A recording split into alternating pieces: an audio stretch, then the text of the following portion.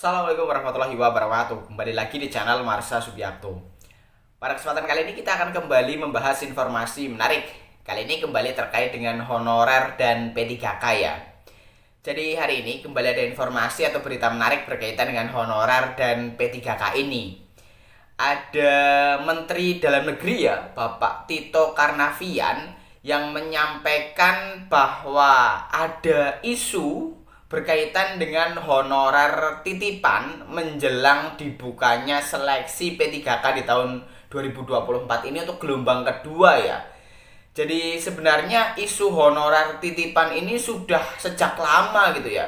Jadi beritanya menyebutkan bahwa para kepala daerah yang terpilih membawa anak buahnya mungkin gitu ya untuk ikut bekerja di pemerintah daerah, karena mereka para anak buah ini sudah berjuang memenangkan kepala daerah ini, sehingga untuk memberikan apresiasi diangkat menjadi honorer.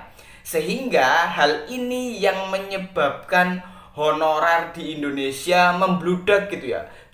Jumlahnya semakin banyak. Kemudian mungkin ada juga titipan untuk seleksi P3K di tahun 2024 ini di gelombang kedua ya.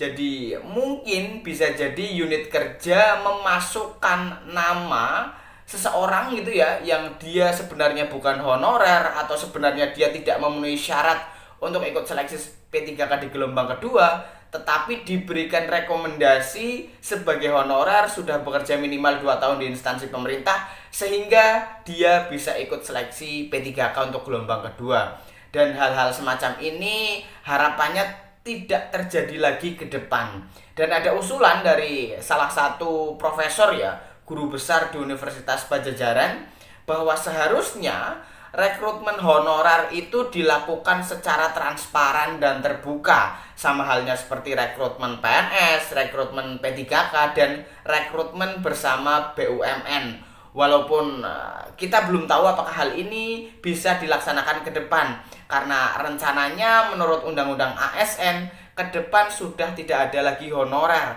Artinya semua yang bekerja di instansi pemerintah statusnya semuanya harus ASN, PNS, dan P3K. Dan untuk lebih jelasnya terkait dengan hal ini, kali ini kita akan coba lihat beritanya ya. Langsung saja, bagi yang penasaran, simak terus. Oke, bismillahirrahmanirrahim. Langsung saja kita mulai. Jadi inilah berita atau informasi berkaitan dengan honorer titipan yang mencuat gitu ya, menjelang pendaftaran P3K tahap 2 atau gelombang kedua. Diberitakan oleh jpnn.com, judulnya honorer titipan mencuat menjelang pendaftaran P3K 2024 tahap 2. Bu Sri punya usulan, tapi bukan Sri Mulyani ya. Kita coba bacakan. Isu mengenai honorer titipan mencuat menjelang pendaftaran P3K 2024 tahap 2 yang akan dibuka mulai besok 17 November hingga 31 Desember. Pendaftaran P3K 2024 tahap 2 diperuntukkan bagi honorer non-database BKN, yakni non-ASN yang aktif bekerja di instansi pemerintah minimal 2 tahun masa pengabdian. Seleksi P3K 2024 tahap 2 ini juga untuk lulusan pendidikan profesi guru atau PPG untuk formasi guru di instansi daerah. Masalah honorer titipan disampaikan Mendagri Tito Karnavian saat Rakornas Tranti Bumlinmas yang digelar Kemendagri di Jakarta, Rabu 13 November 2024. Tito mengungkapkan bahwa jumlah tenaga honorer di Indonesia meningkat dengan tajam. Dikatakan bahwa tidak sedikit honorer yang bertugas pada sektor administrasi merupakan titipan pejabat maupun tim sukses kepala daerah saat pilkada. Merespon hal tersebut, Guru Besar Ilmu Politik Universitas Padjadjaran, Profesor Sri Zulkhairiyah menilai harus ada rekrutmen resmi untuk pegawai honorer dari institusi yang membutuhkan guna mencegah adanya titipan ilegal dari pejabat. Harus ada rekrutmen resmi sesuai kebutuhan resminya juga dari institusi masing-masing. Misalnya Pemprov, pemerintah daerah provinsi membutuhkan honorer. Ini harus ada rekrutmen resmi dan terbuka untuk umum, ucap Prof. Sri saat dihubungi Antara dari Jakarta, Jumat 15 November 2024. Dia merujuk pada rekrutmen bersama BUMN, seleksi bersama CPNS hingga seleksi bersama P3K yang bisa menjadi contoh untuk penyelenggaraan rekrutmen pegawai honorer.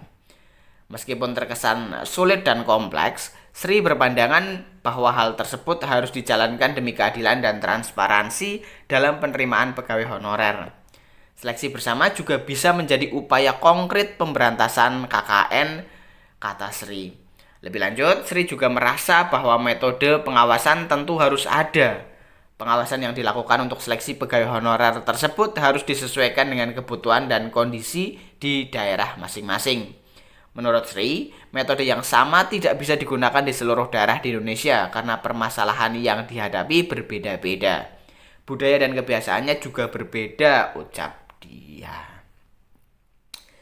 Ya, jadi itulah ya berita atau informasi berkaitan dengan honorer titipan yang mencuat ya menjelang pendaftaran P3K di tahun 2024 ini. Dan semoga hal ini bisa teratasi gitu ya. Semoga sih ke depan memang sudah tidak ada lagi honorer. Artinya yaitu semua pegawai yang bekerja di instansi pemerintah statusnya harus ASN. Dan rekrutmen ASN saya yakin transparan gitu ya. Karena sudah menggunakan CAT ya, Computer Assisted Test, nilainya tidak bisa dirubah-rubah. Kalau memang kompeten ya pasti diterima. Tetapi kalau tidak ya tidak mungkin ada titipan. Jadi semoga ke depan harapannya seperti itu ya. Jadi mungkin itu informasi yang bisa disampaikan pada kesempatan kali ini. Jika ada tanggapan atau pertanyaan berkaitan dengan hal ini, teman-teman bisa tinggalkan di kolom komentar. Terima kasih, mohon maaf bila ada kesalahan. Wassalamualaikum warahmatullahi wabarakatuh.